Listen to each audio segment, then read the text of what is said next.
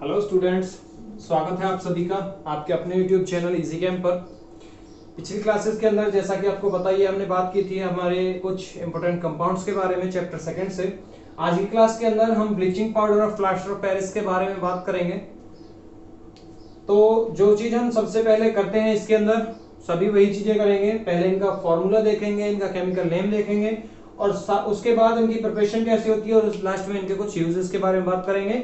तो अभी तक आपने अगर इस चैनल को सब्सक्राइब नहीं किया है तो चैनल को सब्सक्राइब करें, वीडियो को लाइक एंड शेयर जरूर करें। तो चलिए स्टार्ट करते हैं। सबसे पहले हमें बात करनी है ब्लीचिंग पाउडर के बारे में। तो ब्लीचिंग पाउडर के बारे में सबसे पहली आपको बात पता होनी चाहिए कि इसका फॉर्मूला क्या होता है। तो फॉर्मूला होता है इसका CaOCl2। देखिए यहां से इसका केमिकल नेम अगर आपको बताना है तो केमिकल नेम इसका क्या हो जाएगा, कैल्शियम ऑक्सीक्लोराइड। इसका केमिकल नेम है कैल्शियम ऑक्सीक्लोराइड, या फिर इसका दूसरा भी नाम है, आप किसी भी एक नाम से इसे प्रोनाउंस कर सकते हैं। दूसरा नाम है इसका कैल्शियम हाइपोक्लोराइट, या फिर तीसरा नाम इसका क्या लिख सकते हैं आप, तीसरा नाम है इसका लाइम ऑफ क्लोरीन। ये तीन नाम इसके आप यूज कर सकते हैं।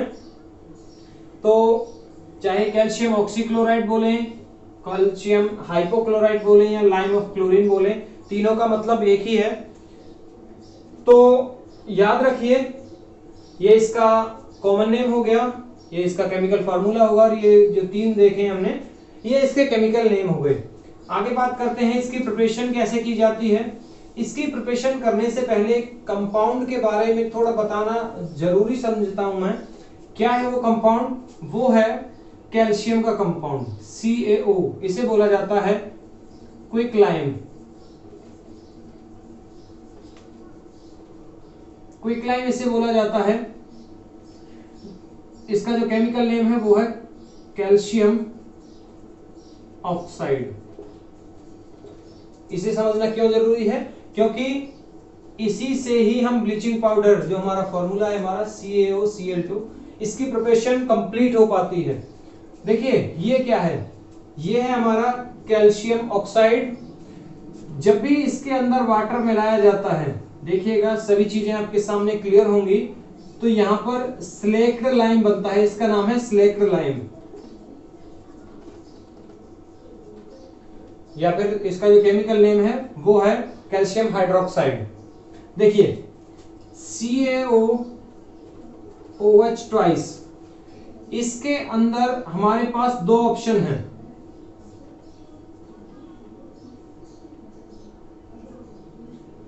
अगर हमने इसके अंदर मिलाया कार्बन डाइऑक्साइड गैस CO2, अगर मिलाया हमने इसके अंदर तो प्रोडक्ट क्या बनेगा, या फिर अगर हमने इसके अंदर क्लोरीन गैस मिलाई जो कि हम प्रिपरेशन इसकी कर रहे हैं ब्लीचिंग पाउडर की, तो क्या बनेगा। अगर हमने इसके अंदर CO2 मिलाया तो यहां पर हमारा कैल्शियम कार्बोनेट बनेगा और साथ में वाटर मॉलिक्यूल निकलता है। अगर हमने इसके अंदर क्लोरीन गैस मिलाई है तो यहां पर CaOCl2 ब्लीचिंग पाउडर बनेगा, साथ में H2 का मॉलिक्यूल निकलेगा। इस रिएक्शन के बारे में हम फर्स्ट चैप्टर के अंदर पढ़ चुके हैं। जब भी कैल्शियम हाइड्रोक्साइड या स्लेक्ड लाइम के अंदर कार्बन डाइऑक्साइड गैस पास की जाएगी, वो चेंज होगा कैल्शियम कार्बोनेट के अंदर। ये वही फिनोमिना है जब हमने बात की थी कि जो, या फिर अभी हम अगर इसकी बात करें तो ये वही प्रोसेस है जिससे जब भी हम पेंटिंग कराते हैं या सफेदी वगैरह जो व्हाइट वॉश जो होता है दीवारों के ऊपर, उसके 2-3 दिन के बाद चमक आती है, वो इसकी वजह से आती है। वो एक तरह से मार्बल फॉर्म हो रहा होता है, कैल्शियम कार्बोनेट की वजह से वो चमक आ रही होती है। तो ये हमारा जो इंपॉर्टेंट पोर्शन है वो ये है कि किस तरह से हमारा कैल्शियम ऑक्सीक्लोराइड की प्रिपरेशन की जाती है। तो कैल्शियम ऑक्सीक्लोराइड की प्रिपरेशन जो की जाती है वो की जाती है कैल्शियम हाइड्रोक्साइड के अंदर क्लोरीन गैस को पास कराया जाता है और यहां से हमारी कैल्शियम ऑक्सीक्लोराइड की प्रिपरेशन होती है। तो ये हो गई इसकी प्रिपरेशन। इसके बाद बात करते हैं इसके यूजेस की। जैसा कि इसके नाम से क्लियर हो रहा है, इसका नाम ही है ब्लीचिंग पाउडर, तो इसके जो यूजेस हैं यूजेस में सबसे पहला जो यूज होगा इसका वो होगा bleaching action on paper, linen या फिर कॉटन के जो कपड़े होते हैं उनके अंदर ब्लीचिंग एक्शन करने का जो काम होता है वो ब्लीचिंग पाउडर का होता है। दूसरा नंबर, इसको यूज किया जाता है एक डिसइंफेक्टेंट के तौर पर, एक डिसइंफेक्टेंट के तौर पर इसे यूज किया जाता है पानी को क्लोरीनेट करने के लिए, for the chlorination of water, chlorination of water किया जाता है ब्लीचिंग पाउडर से। एंड थर्ड यूज है इसका, थर्ड यूज है इसका यूज किया जाता है क्लोरोफॉर्म की प्रिपरेशन के लिए। क्लोरोफॉर्म बनाने के लिए क्लोरोफॉर्म का फॉर्मूला होता है CHCl3, जो कि यूज किया जाता है एक बेहोशी की दवा के लिए यूज किया जाता है। तो इसके बारे में आप डिटेल में अगली क्लासेस के अंदर पढ़ेंगे। तो इन तीन चीजों में इसका यूज बहुत अच्छे से होता है। अगले पोर्शन पे चलते हैं। हमारा जो अगला पोर्शन है वो क्या है, आगे हमें बात करनी है पीओपी के बारे में। POP, plaster of Paris, plaster of Paris के बारे में हमें बात करनी है। प्लास्टर ऑफ पेरिस को समझने से पहले इसका पहले फॉर्मूला देख लें। इसका फॉर्मूला होता है CaSO4 हाफ H2O।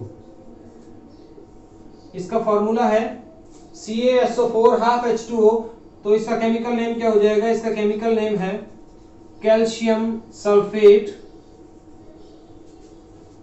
हेमीहाइड्रेट। याद रखिए, मैं आपको पहले बता चुका हूं कि जितने भी वाटर के मॉलिक्यूल जुड़े रहते हैं वही वर्ड रूट उनके नाम के साथ में यूज किया जाता है। आधे के लिए हमने हेमी वर्ड को यूज किया है, तो इसका नाम हो गया कैल्शियम सल्फेट हेमीहाइड्रेट। मेन बात ये आती है, ये आता कहां से है। इसको जो बनाया जाता है वो बनाया जाता है जिप्सम से।